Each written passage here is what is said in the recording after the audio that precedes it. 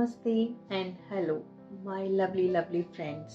Administration line को बताने के लिए आई हूँ क्योंकि मैं इस लाइन से 18 से 19 साल हो गए हैं मुझे इस लाइन में जॉब करते हुए, जिसमें मैं शायद बहुत कम लोगों ने समझाया होगा। सोचा मुझे नॉलेज है तो मैं आप सब लोगों को भी समझाती हूँ। मेरा नाम रीना है, मैं नोएडा से हूँ।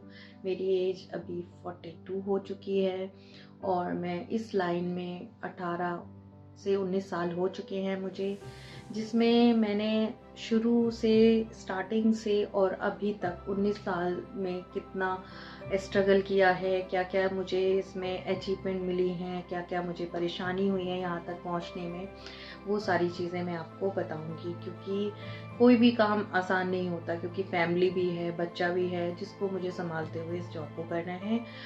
करा मैंने, और बहुत टाइम ऐसा भी होता है कि फ्रस्ट्रेशन होता है क्योंकि हॉस्पिटल लाइन है, क्योंकि इसमें छुट्टियां नहीं मिलती हैं, अपने बहुत सारे सेक्रीफाइस करने पड़ते हैं, ये सब सारी चीज़ें करनी पड़ती हैं तो हम एक अचीवमेंट में पहुंच पाते हैं। ये सब इंजॉय कर रहे होते हैं और हम जॉब कर रहे होते हैं।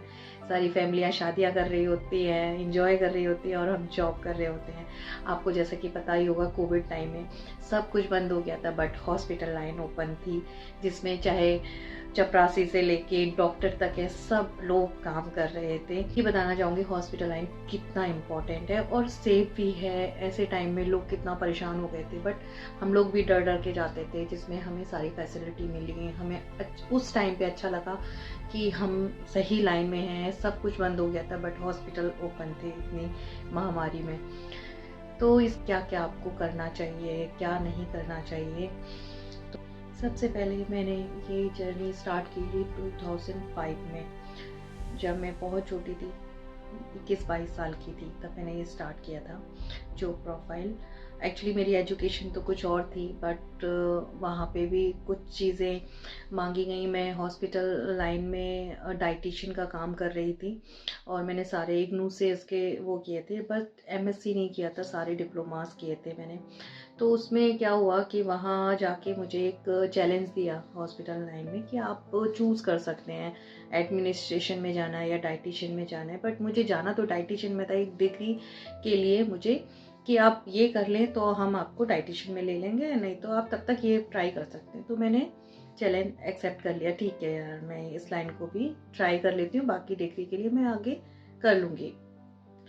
मैंने जैसे स्टार्ट किया तो मुझे इस काम में बहुत अच्छा लगा, क्योंकि नई नई चीज़ें सीखने को मिल रही थी मुझे। तो ये करते करते मैंने बहुत अच्छा काम किया, तो मुझे सभी डिपार्टमेंट में आगे पोस्ट देते गए कि मुझे परमानेंट कर दिया। मैंने जस्ट ट्राई के लिए किया था ये काम, बट अच्छा लगा। मैं धीमे धीमे अपने डाइटिशियन को भूल गई और इसी लाइन में आगे बढ़ती गई, जिसमें मैं बहुत जूनियर से सीनियर बनी, एडमिनिस्ट्रेशन में गई, फिर मैं junior senior supervisor, junior supervisor, फिर सुपरवाइज़र बनी। तो बहुत सारी अचीवमेंट मिली मुझे इसमें। और फिर इसी तरह से मनी भी आपकी इंक्रीज़ होती है, तो जिससे मनी इंक्रीज़ होती है तो हमें भी अच्छा लगता है। चलिए हमें ज़्यादा कुछ नहीं, डे में ही जॉब से घर आ जाते हैं, अपने बच्चे को भी देख लेते हैं और अपना अर्निंग भी हो जाती है, प्लस इंजॉय भी करते हैं जॉब को। और नुकसान इसमें ये होता है कि हम लोग हॉस्पिटल में हमें जाना ज़रूरी है, क्योंकि हॉस्पिटल में हम नहीं होंगे तो पेशेंट कहाँ जाएंगे। तो इसीलिए सभी लोग एंजॉय करते हैं, छुट्टियां होती हैं RH वगैरह की या कोई त्यौहार होते हैं, लेकिन हम लोग ड्यूटी करते हैं।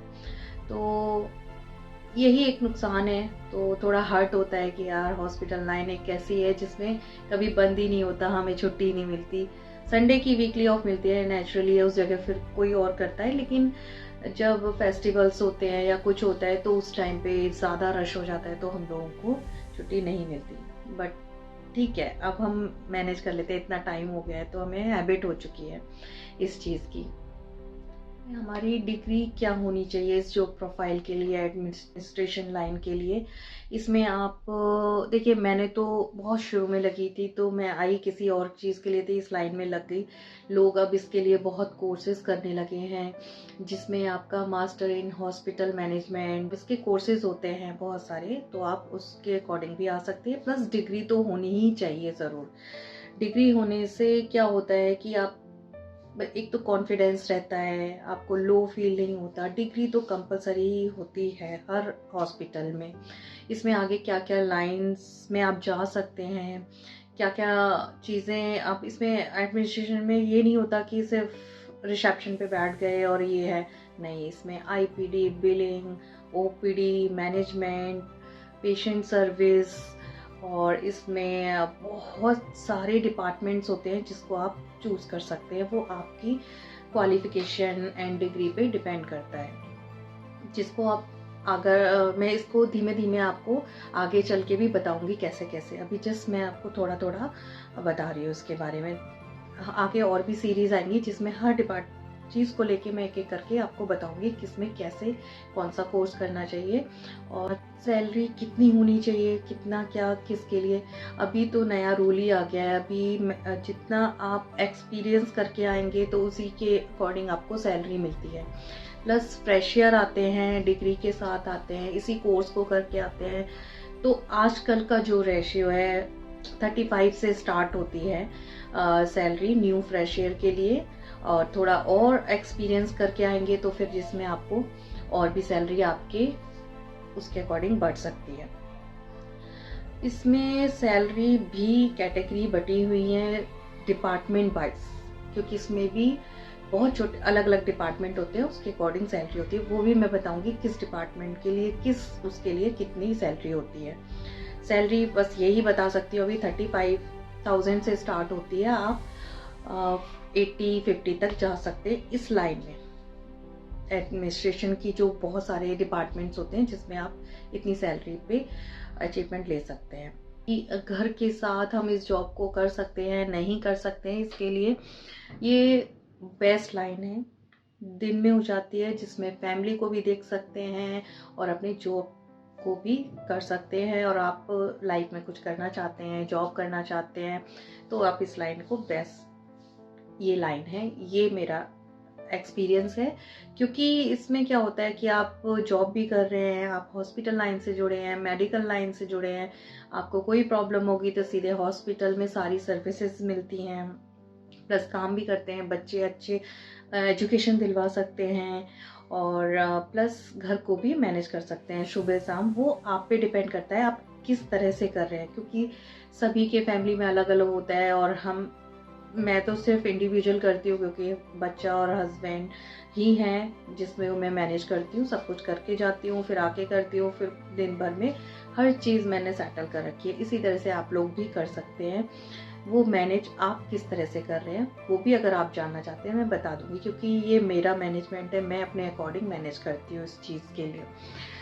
प्लस आप इसमें और भी कुछ जानना चाहते हैं, इसकी मैं सीरीज लाऊंगी एक एक करके। जस्ट आज मैं थोड़ा थोड़ा इन्फॉर्मेशन दे रही थी ये इस लाइन एडमिनिस्ट्रेशन लाइन के लिए, कि एक बहुत अच्छी लाइन होती है। मैं इस लाइन में काम कर रही हूँ, मैं कोई नर्स डॉक्टर की बात नहीं कर रही हूँ, सिर्फ एडमिनिस्ट्रेशन की बात कर रही हूँ, जिसमें बहुत छोटे छोटे डिपार्टमेंट्स होते हैं। आपकी क्या क्वालिफिकेशन है, क्या है, तो उस लाइन में आप ये चूज कर सकते हैं कितनी सैलरी है, ज़्यादा पढ़े नहीं है तो किस में जा सकते हैं। ये सारी सीरीज लेकर आऊँगी जब आप मेरे आगे की सीरीज देखेंगे। अगर आपको इससे रिलेटेड कुछ और भी जानना है, किस लाइन में आप जा सकते हैं, तो आप मुझे कमेंट करके बताइए और आप क्या जानना चाहते हैं, ताकि मैं आगे चल के आपको वो चीज़ बता सकूं कि जो मैंने एक्सपीरियंस किया है आप किस लाइन में, और जितनी मुझे नॉलेज है। धीमे धीमे इसमें मैं आपको बहुत सारी नॉलेज दिया करूँगी, जिसमें आपको बहुत अच्छा लगेगा, बहुत मज़ा आएगा, आपको नॉलेजेबल चीज़ें मिलेंगी। अगर आपको अच्छा लगे तो प्लीज़ लाइक करें, शेयर करें, सब्सक्राइब करें। बाय।